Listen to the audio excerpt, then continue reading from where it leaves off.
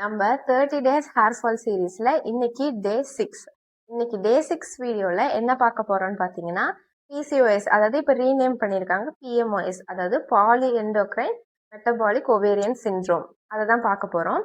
PMOS என்ன பார்க்க போறோம் அப்படின்னு பார்த்தோன்னா, பிஎம்ஓஎஸ்னால நம்மளுக்கு எப்படி ஹேர் ஃபால் நடக்குது, பிஎம்ஓஎஸ் தான் நம்மளுக்கு இருக்கா அப்படிங்கிறத எப்படி சுலபமாக கண்டுபிடிக்கிறது அப்படிங்கிறத விரிவாக பார்க்க போகிறோம். கடைசியாக ஹோமியோபதிக்கு பிஎம்ஓஎஸ்ல என்ன ரோல் இருக்குது அப்படிங்கிறதையும் பார்க்கலாம். ஸோ வீடியோ ஸ்கிப் பண்ணாமல் பாருங்கள். பொதுவாகவே மக்கள் எல்லாரும் என்ன நினைக்கிறாங்கன்னா, ஹேர் ஃபால் ஆகுது அப்படின்னு தெரிஞ்ச உடனே ஷாம்பு மாற்றுறாங்க, இல்லை ஹேர் ஆயில் மாற்றுறாங்க, இல்லை ஏதாவது சப்ளிமெண்ட்ஸ் எடுத்துக்கிறாங்க.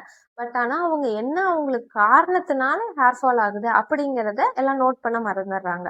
ஃபஸ்ட்டு நம்ம எப்பயுமே ரூட் காஸை ட்ரீட் பண்ணணும். அப்போ தான் நம்மளுக்கு ஹேர் ஃபால் ரெடியூஸ் ஆகும். இதனால தான் நிறைய பேர் பல காஸ்ட்லியான ஷாம்பு யூஸ் பண்ணி கூட அவங்களுக்கு ரிசல்ட்ஸ் இல்லாததுக்கு காரணம் என்ன ரூட் காஸ் இருக்குது அப்படிங்கிறத கண்டுபிடிக்காதனால தான். ஸோ இன்னைக்கு நம்ம வீடியோவில் பிஎம்ஓஎஸ்னால எப்படி ஹேர் ஃபால் நடக்குது, அதுக்கு என்ன பண்ணலாம் அப்படிங்கிறத பார்க்கலாம். இப்போ ஃபஸ்ட்டு நம்ம என்ன பார்க்க போகிறோம்னா, பிஎம்ஓஎஸ்னா என்ன அப்படிங்கிறத பார்க்கலாம். பிஎம்ஓஎஸ்ங்கிறது நான் ஃபஸ்ட்டு சொன்ன மாதிரி poly endocrine metabolic ovarian syndrome அப்படின்னு நம்ம சொல்லுவோம்.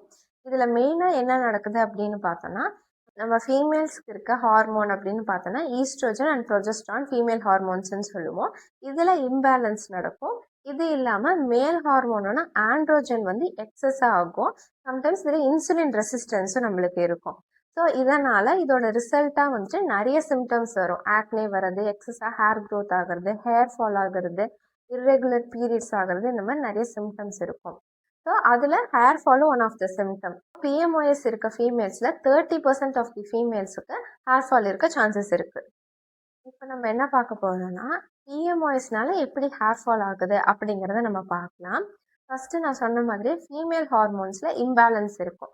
இதனால் என்ன நடக்கும் அப்படின்னா, நார்மலாகவே நம்ம ஹேரில் வந்து ஹேர் க்ரோத் ஃபேஸ் அப்படிங்கிறது ஒன்று இருக்குது. அதாவது ஆனஜன், கேட்டஜன், டீலோஜன் 3 ஃபேஸ் இருக்குது. இதில் ஆனஜன்ங்கிறது க்ரோயிங் ஃபேஸு, டீலோஜனுங்கிறது ரெஸ்டிங் ஃபேஸு. நார்மலாக இந்த ஆனஜன், அதாவது க்ரோயிங் ஃபேஸ் ஆஃப் ஹேர் வந்து ஃபியூ இயர்ஸ்க்கு இருக்கும். இந்த டீலோஜன் ரெஸ்டிங் ஃபேஸ் வந்து ஃபியூ மந்த்ஸ் தான் இருக்கும்.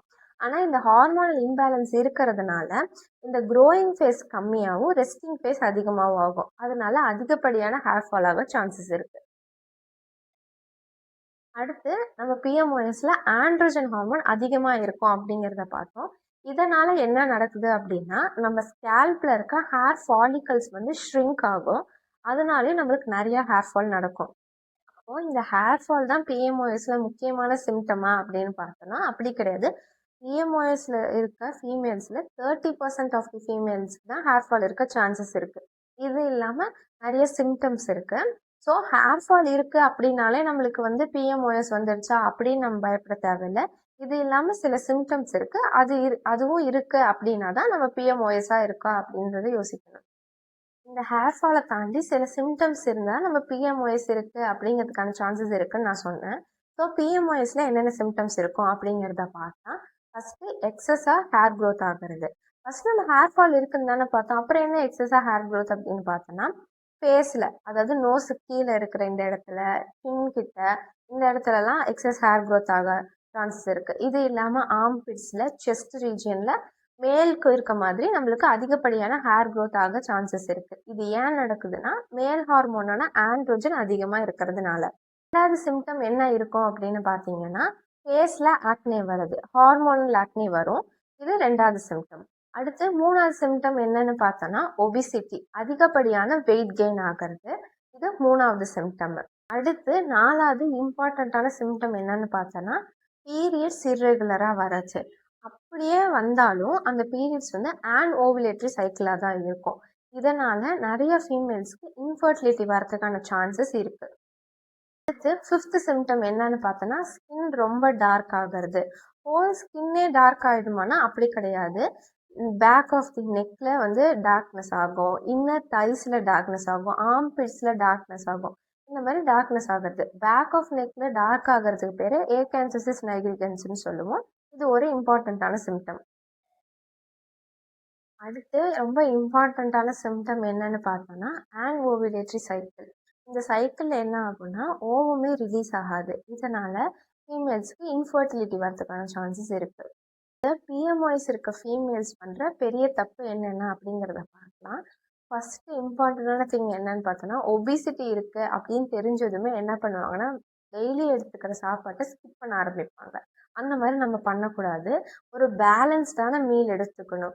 சம்டைம்ஸ் நியூட்ரிஷன் டெஃபிஷியன்சி வரதுனால கூட நம்மளுக்கு இன்னும் அதிகமா ஹேர் ஃபால் ஆக சான்சஸ் இருக்கு. ஸோ, அத நம்ம ப்ரிவென்ட் பண்ண கரெக்ட்டா ஒரு பேலன்ஸ்டு மீல் எடுத்துக்கணும்.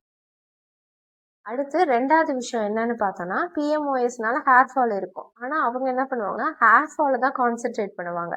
அதனால ஒரு ஷாம்பு யூஸ் பண்றது, இல்ல ஹேர் ஆயில் யூஸ் பண்றதுன்னு மாசத்துக்கு ஒரு புதுசா ஒரு ஷாம்பு, இல்லன்னா புதுசா ஒரு ஹேர் ஆயில்னு இந்த மாரி அடிக்கடி சேஞ்ச் பண்ணிட்டே இருப்பாங்க. இதனாலயும் நம்ம ஹேர் டேமேஜ் ஆகி நெறைய ஹேர் ஃபால் ஆக சான்சஸ் இருக்குது. அடுத்து நெறைய ஃபீமேல்ஸ் பண்ற தப்பு என்னன்னு பார்த்தீங்கன்னா, அவங்களுக்கு பிஎம்ஓஎஸ் மாரி சிம்ப்டம்ஸ் இருக்கும். இப்ப ஹேர் ஃபால் இருக்கும், அதோட ஆக்னி இருக்கும், பீரியட்ஸ் ஸ்கிப் ஆகும். இதெல்லாம் பார்த்துட்டு என்ன பண்ணுவாங்கன்னா, ஒரு டாக்டர போய் பார்த்து அதுக்கான ரைட் ட்ரீட்மெண்ட்ட சூஸ் பண்ணாம, அவங்களுக்கு தெரிஞ்சவங்க ஏதோ சொல்றதோ, இல்ல அப்டின்னா அவங்க இன்டர்நெட்ல பார்க்குற ஒரு வீடியோவோ, இல்ல இன்டர்நெட்ல பார்க்குற ஒரு கன்டென்ட்டையோ வச்சு, அவங்களே ஹோம் ரெமெடி மாரி ஏதாச்சும் பண்ணிட்டுருப்பாங்க. இதுவும் அவங்க பண்ற பெரிய தப்பு. ஸோ, இதையும் நம்ம அவாய்ட் பண்ணிக்கணும். இந்த 3 விஷயத்த நம்ம கண்டிப்பா அவாய்ட் பண்ணிக்கணும். ஸோ இந்த பிஎம்ஓஎஸ்ல வர ஹேர் ஃபாலை ட்ரீட் பண்ணுறது அந்த ஒபிசிட்டியை ட்ரீட் பண்ணுறதுக்கு முன்னாடி அதோட ரூட் காஸ் என்ன அப்படிங்கிறத கண்டுபிடிச்சி ஃபஸ்ட்டு அதை தான் நம்ம ட்ரீட் பண்ணணும். ஃபஸ்ட்டு நம்மளுக்கு எதனால் ஹேர் ஃபால் ஆகுது அப்படிங்கிறத கண்டுபிடிக்கணும். அது பிஎம்ஓஎஸ்ஸாக இருக்கலாம், இல்லை தைராய்டாக இருக்கலாம், இல்லை நியூட்ரிஷன் டெஃபிஷியன்சியாக இருக்கலாம். ஸோ ஃபஸ்ட்டு என்ன ரூட் காஸ் அப்படிங்கிறத கண்டுபிடிச்சி அதுக்கேற்ற ட்ரீட்மெண்ட் எடுத்துக்கும் போது நம்ம ஈஸியாக ஹேர் ஃபாலை ரிவர்ஸ் பண்ணிக்கலாம். அடுத்து முக்கியமான விஷயம் ஹோமியோபதியோட ரோல் என்ன பிஎம்ஓஎஸ்ல அப்படிங்கிறத நம்ம பார்க்க போகிறோம். பொதுவாகவே ஹோமியோபதியில் என்ன பண்ணுவோம்னா ஒரு டிசீஸை ட்ரீட் பண்ணாமல் பேஷண்ட்டை ஆஸ் அ ஹோலாக நம்ம ட்ரீட் பண்ணுவோம்.